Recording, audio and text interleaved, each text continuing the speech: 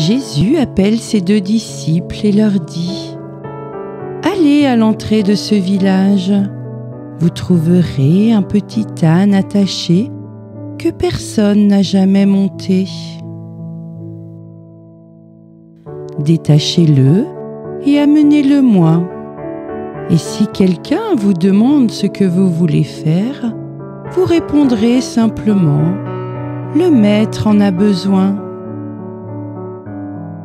Les disciples vont dans le village. Ils voient un petit âne attaché comme Jésus le leur avait dit. Ils le détachent. À ce moment-là, des hommes demandent ce qu'ils veulent en faire. Les disciples répondent : le maître en a besoin.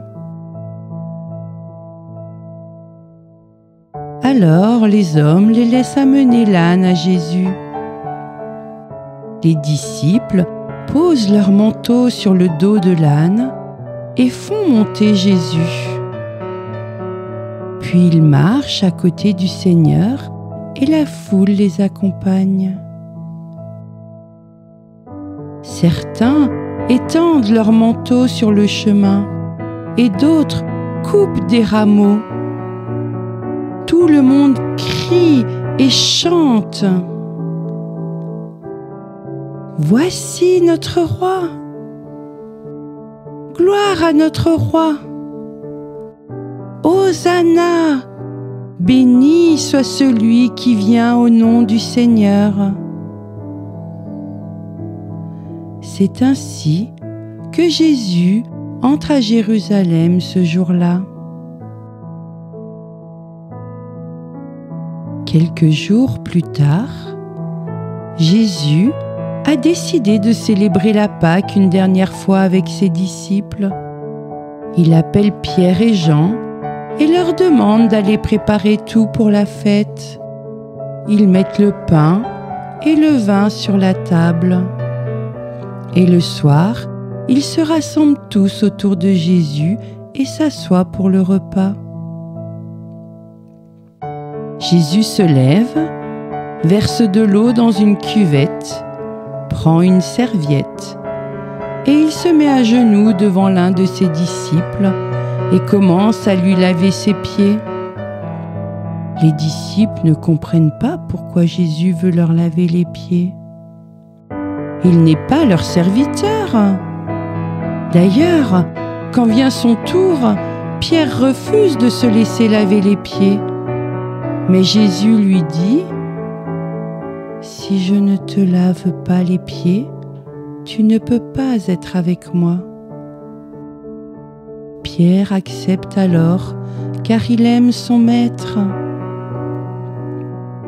Jésus leur explique ensuite son geste et leur dit : « Je vous ai donné l'exemple. Ce que je vous ai fait, faites-le vous aussi. Soyez serviteurs les uns des autres. » Et il leur donne un commandement nouveau : aimez-vous les uns les autres comme je vous ai aimés. Pendant le repas, Jésus prend du pain, il remercie Dieu, rompt le pain et le donne à ses disciples en disant : « Vous voyez comment je romps le pain ? Ainsi, mon corps sera rompu pour vous. »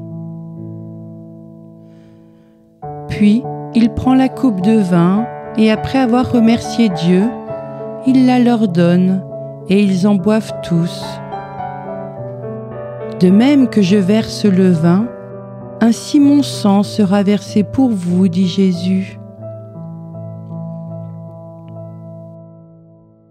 Après le repas, Jésus se rend avec ses disciples au jardin des Oliviers pour prier.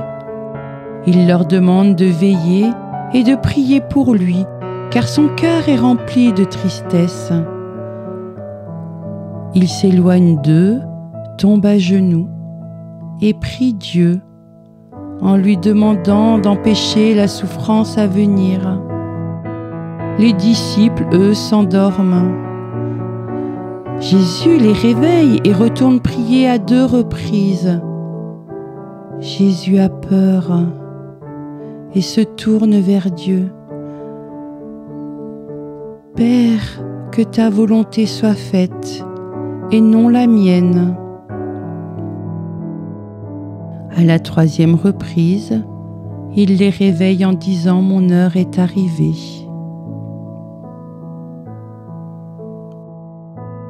Puis les soldats arrivent et arrêtent Jésus.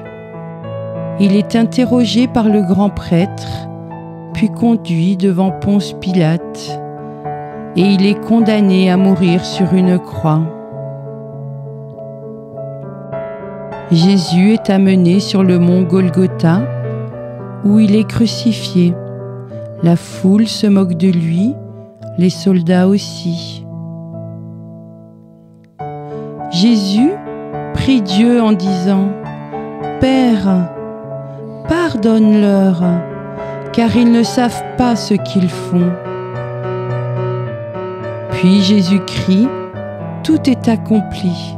Père, je remets mon esprit entre tes mains. » Et il meurt.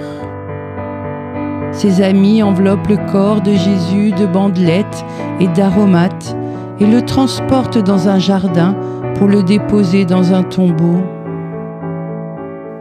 Puis, une grosse pierre est roulée devant l'entrée. Ses amis pleurent et ne comprennent pas. 3 jours après la mort de Jésus, des femmes se rendent au tombeau. En arrivant, elles découvrent que la pierre a été roulée, le tombeau est vide. Un ange leur annonce que Jésus est revenu à la vie. Elles ont peur et en même temps elles sont joyeuses. Jésus vient à leur rencontre, les salue. Elles le reconnaissent et l'adorent. Jésus leur demande d'aller raconter ce qu'elles ont vu et entendu. Les femmes annoncent alors cette bonne nouvelle. Jésus est vivant.